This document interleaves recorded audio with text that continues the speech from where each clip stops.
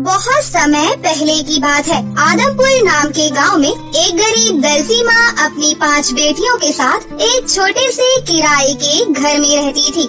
नंदिनी को सिलाई बहुत ही ज्यादा अच्छी आती थी, इसलिए गांव की औरतें लड़कियां अपने लहंगे, फ्रॉक, गाउन, साड़ी के ब्लाउज सब कुछ नंदिनी से ही सिलवाया करती थी। लेकिन गांव की औरतें नंदिनी को उसकी मेहनत के हिसाब से पैसे नहीं देती थी।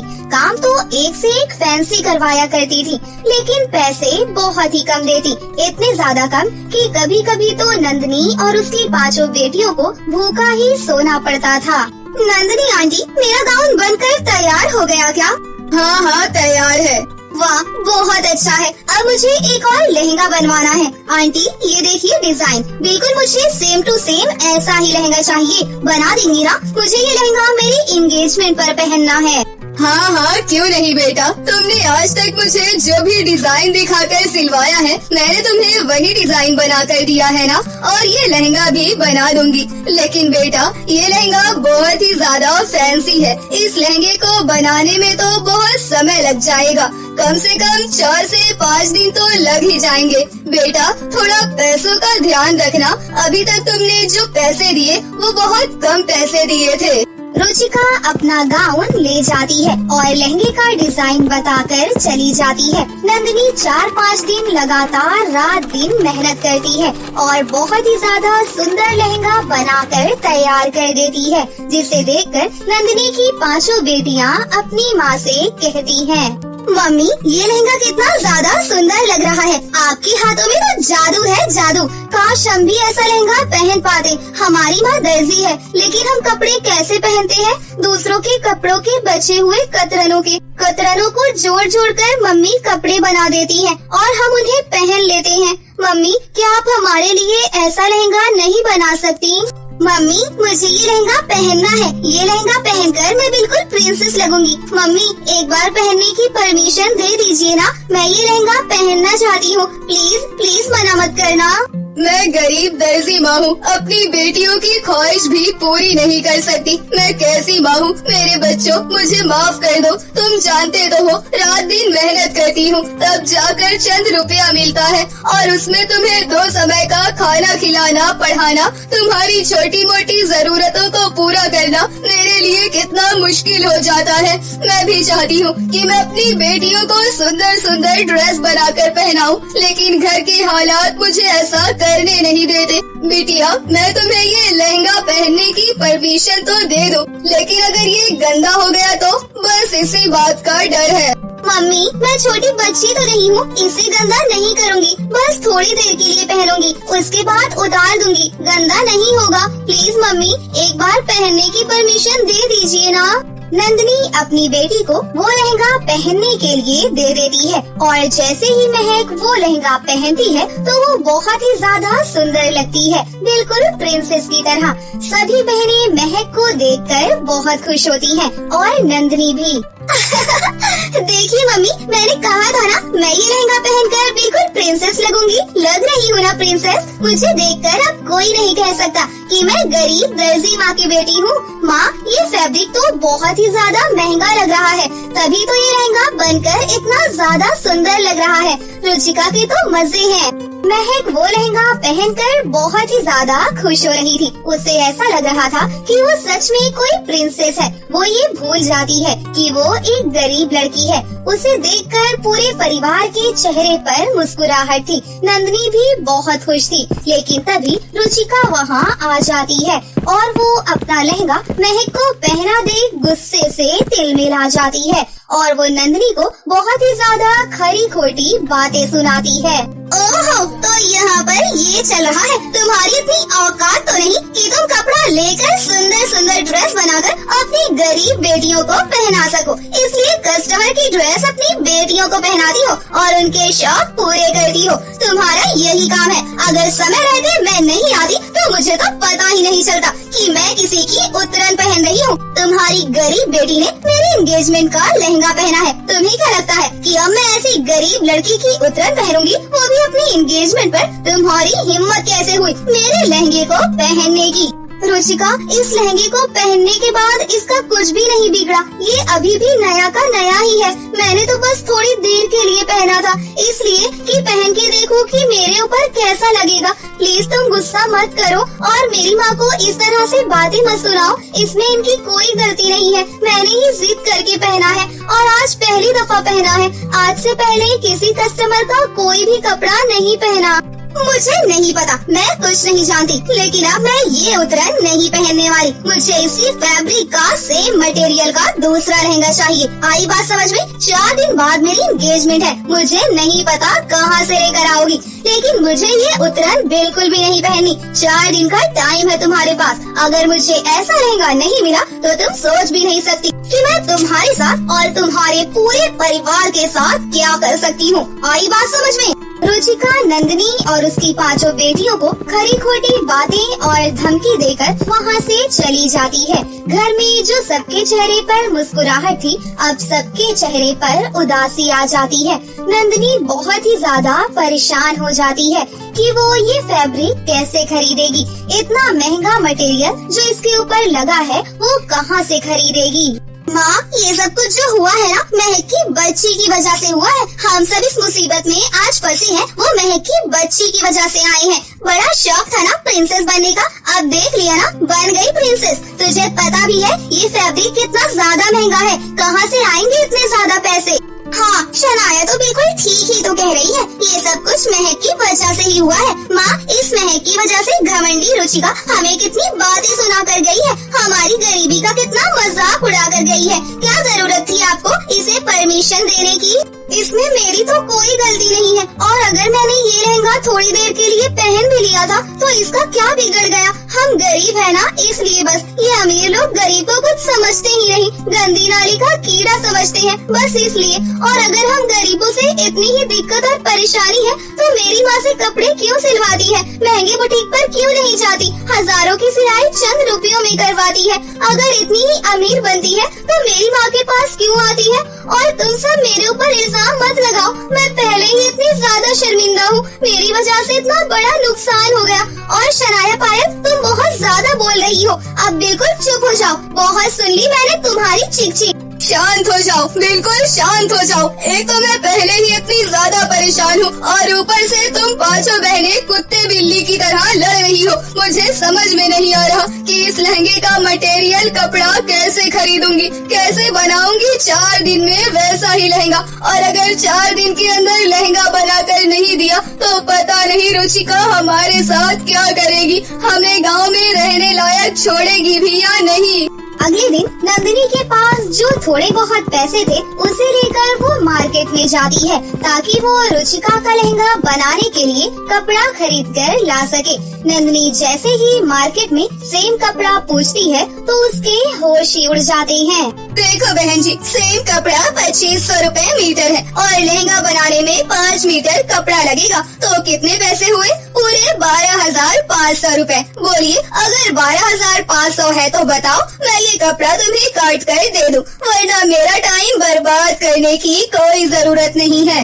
12,500 तो एक साथ कभी मैंने अपनी जिंदगी में भी नहीं देखे। मुझे लगा 2-3 हजार का होगा, वो भी मुझे महंगा लग रहा था, लेकिन ये तो 12,500 रुपए का है। जब कपड़ा इतना महंगा है तो मटेरियल कितना ज्यादा महंगा होगा। ये क्या हो गया? पहले ही इतनी ज्यादा परेशानियाँ थी, क्या ये मुसीबत आनी जरूरी थी?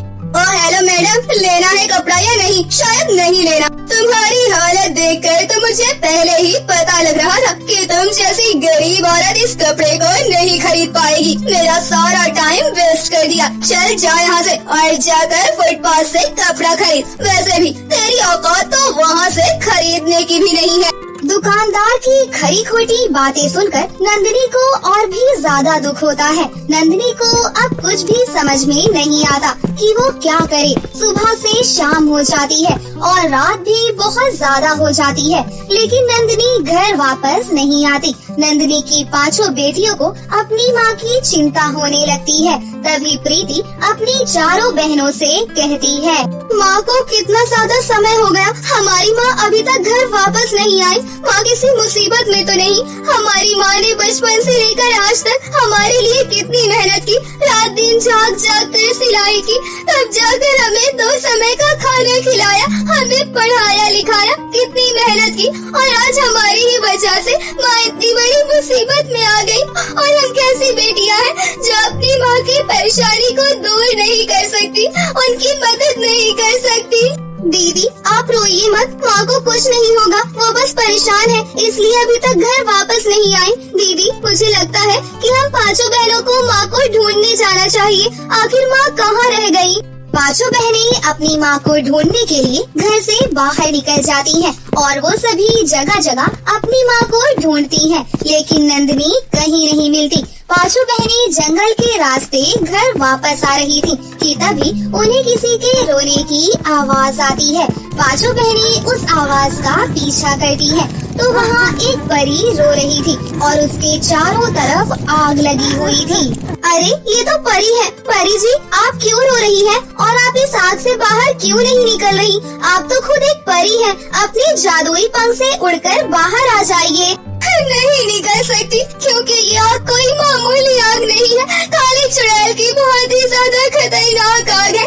इस आग से मैं तभी बाहर निकल सकती हूँ जब मेरे बगीचे से तुम जादुई फूल लेकर आ जाओगी। क्या तुम मेरी मदद करोगी? मेरे बगीचे से जादुई फूल लेकर आओगी? अगर जादुई फूल नहीं आया तो मैं मर जाऊंगी।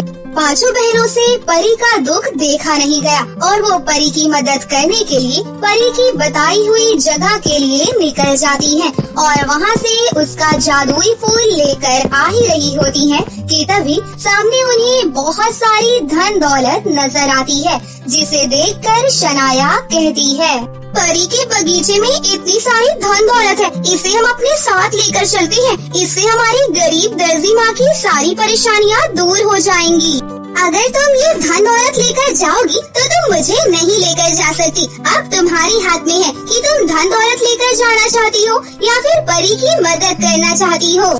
नहीं शनाया, हमारी गरीब दर्जी माँ इस परेशानी से भी निकल जाएंगी, लेकिन हम किसी की जान के बदले ये धन दौलत ले जाएं नहीं, माँ ने हमें ये संस्कार नहीं दिए।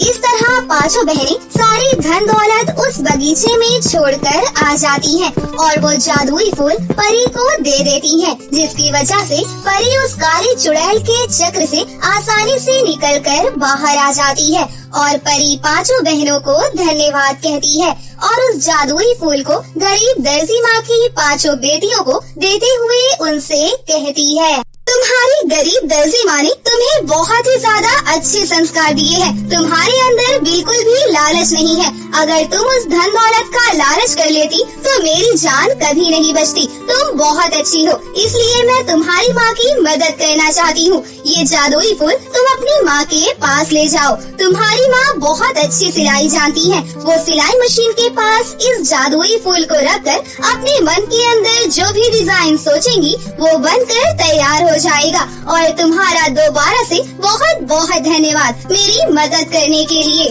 परी की बातें सुनकर 5 बहनें खुश हो जाती हैं और वो सभी जादुई फूल लेकर अपने घर वापस आती हैं। तो नंदिनी घर पर ही थी। अपनी माँ को देखकर 5 बहनों की जान में जान आती है। तभी प्रीति अपनी माँ से कहती है, मम्मी ये जादुई फूल एक परी ने दिया है और वो कह रही थी कि इसे सिलाई मशीन के पास रखकर आप कोई भी डिजाइन सोचेंगी तो वही बनकर तैयार हो जाएगा।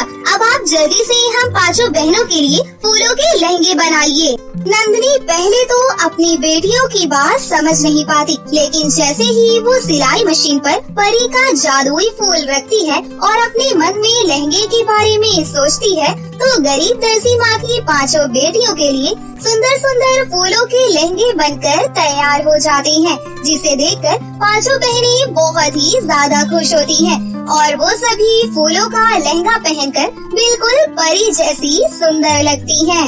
मम्मी अब आपको परेशान होने की जरूरत नहीं है। कल हमारे गांव में मेला लग रहा है, अब आप देखिए क्या जादू होने वाला है। महक, मेले से माँ की परेशानी कैसे दूर हो जाएगी? मेले में क्या हमें पैसे मिलने वाले हैं? माँ की परेशानी पैसों से दूर होगी, मेले से नहीं। अरे पागल, मेला देखने के लिए कितने दूर दूर से लोग आते हैं, लड़कियां औरतें सब आती हैं। और अगर हम ये फूलों के लहंगे को मेले में लेकर जाएंगे तो सबकी नजर इन्हीं के ऊपर जाएगी और वो सब इसे खरीदेंगे, और जब खरीदेंगे तो हमारे पास पैसे आएंगे। बस हो गई ना माँ की परेशानी दूर। नंदिनी अपनी बेटी की बात बहुत अच्छी तरह से समझ जाती है और वो जादुई फूल की मदद से बहुत ही ज्यादा सुंदर सुंदर लहंगे, फ्रॉक और गाउन बनाकर तैयार करती है और अगले दिन मेले में लेकर जाती है। मेले में आई सभी लड़कियां, औरतें और बच्चियां फूलों की ड्रेस देखकर बहुत ही ज्यादा खुश होती हैं। मम्मी मम्मी, ये फूलों की ड्रेस कितनी ज्यादा सुंदर लग रही है, मुझे तो यही चाहिए। आंटी, ये फूलों का लहंगा कितने का है? ये मुझे चाहिए।